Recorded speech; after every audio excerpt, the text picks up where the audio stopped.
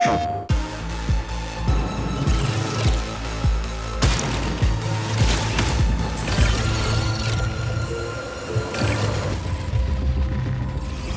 shells is what we're calling the bioprinted bodies that you, the runner, inhabit when you go down to Tau Ceti. Each of our launch shells is really an archetype of gameplay. So abilities, passives, stat packages, married to a very distinct silhouette that then players can look at, 50, 60 meters away and say, oh, I know what that is. I know what that player is capable of, and I can start to think about how to counteract it. One of the things we really want to do from the build crafting side is making sure that we're providing people ingredients instead of giving them a recipe. Figuring out what you want for your build that is unique, and you do that across cores, you do that across implants, you do that across weapon mods. Cores are powerful standalone perks that can be used in combination with each other to shift the gameplay style of your runner kit. We also want to make sure that there are interesting combinations of things that work together, but they have hooks that go out into the other systems, so you can create this like crazy Rube Goldberg machine. Depending on your playstyle, if you're like someone who hangs back and likes to snipe, you're someone who likes close quarters combat and you're going to rush in, you're going to want to cater the items that you're finding differently. The idea there is like, have a broad spectrum that everyone can kind of find a little bit of a home to, and then we're going to build on top of that.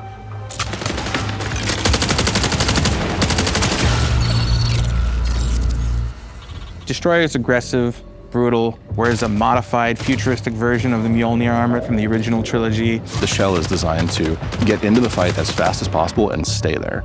It comes equipped with thrusters on its legs that let it sprint faster, or you can use them for a quick lateral evade. A riot barricade so that they can generate presence and they can generate almost like aggro for their team. Its prime ability is Search and Destroy, which activates shoulder-mounted missile pods that fire heat-seeking missiles. They have a way to lock down targets over sustained fire, which immobilizes them and allows your team to follow up.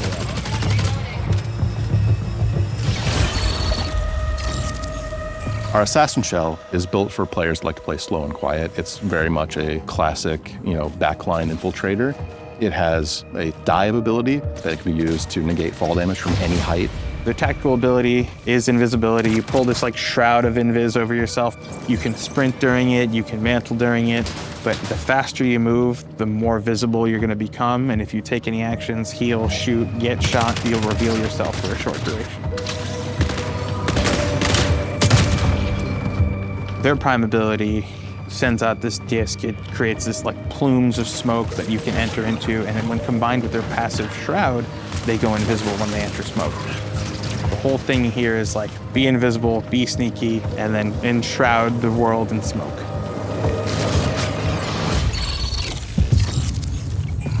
Originally, Recon was called internally Fun Police.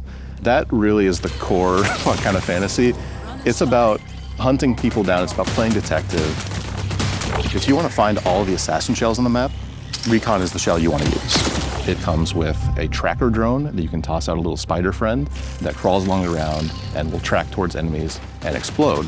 And that explosion overheats the target. They can't move, they can't sprint, they're taking tick damage, and they help you lock down a target so you can pursue them. And for their prime, Recon has this really awesome helmet that splits open and they tap in these cool key codes. It opens up and pulses and it sends out this wave that detects both AI and players and marks them for you.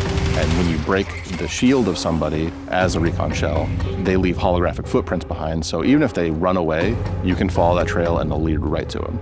And then finally awareness, where if you get pinged, it'll actually tell you that someone sees you. You won't know where, but you'll be able to be on high alert that somebody saw you and has marked you.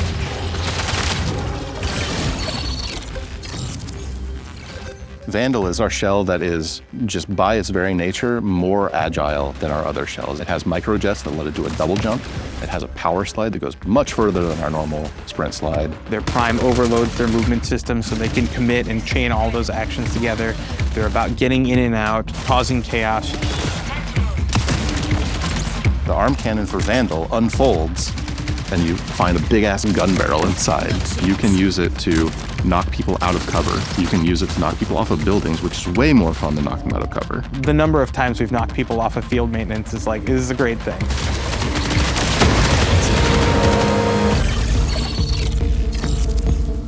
Marathon is a game that is all about finding the best stuff on the map, so we felt like we needed to have a shell that was sort of built for the loot goblin fantasy. That is Thief to a T. Thief's trade ability is X-ray visor, where you flip down your visor, you can see containers through walls, you can see enemies that are within line of sight. Their prime is a pickpocket drone, where they deploy this like elegant origami mechanicalized butterfly. It has like a mechanical whip that it can send out, and that knocks loot out of both players and AI, and then it can suck that loot back up with the same whip. Or you can use it for recon. You can fly around, you can ping, those pings are shared to your squad. The Thief shell also has a built-in grappling device that is embedded right in the forearm. You shoot out a dart. Mid-flight, it unfolds into this propeller that pulls you along, and you can swing away to safety. The recharge rate for their grapple and their base handling and stats will go up as you fill the backpack. So the idea is to become a loot goblin, right? Steal as much as you can and get out.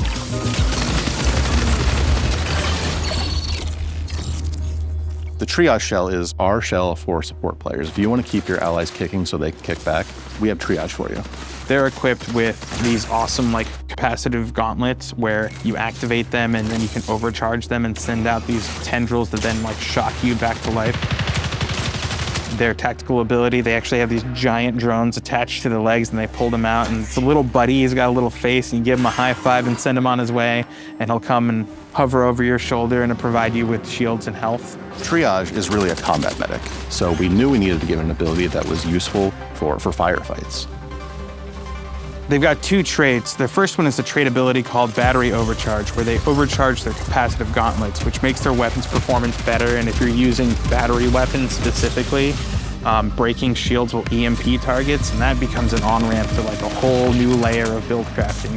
And then they have the second trait, Shareware, which is really cool, which is any buddies that have medi drones on them, any consumable you use will get like copied to them. So you kind of almost are this like battle medic that's like constantly running triage on your team.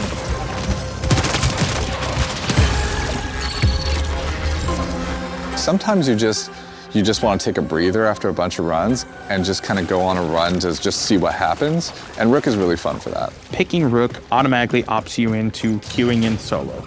You're able to enter into a match in progress, and you're given a starting kit. You're not allowed to bring anything in. That's almost to your advantage because you risk nothing, and anything you take out is yours to keep. Instead of focusing on like progression and questing and things of that sort, it's a mode where we make it easy for you to just kind of drop into a match that's in progress and run about and try to scavenge as much as possible and get out with it so that you can populate your vault a little bit more for future runs. Rook has a tactical ability that lets it blend in with UESC forces. So you activate it, a little mask appears over your face, and you are not perceived by the UESC as hostile. This lets you kind of get in, grab a little bit of loot, and then bail.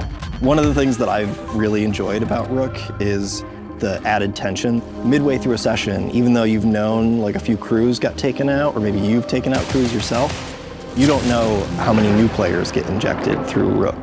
Ultimately, Rook is a morality test, so you have a couple of options when you see a Rook. Either you're a decent person and you drop them a piece of loot and let them be on their merry way, or you are a monster and you blast them in the face. And I'm not going to say which one I am. I blasted a lot of Rooks.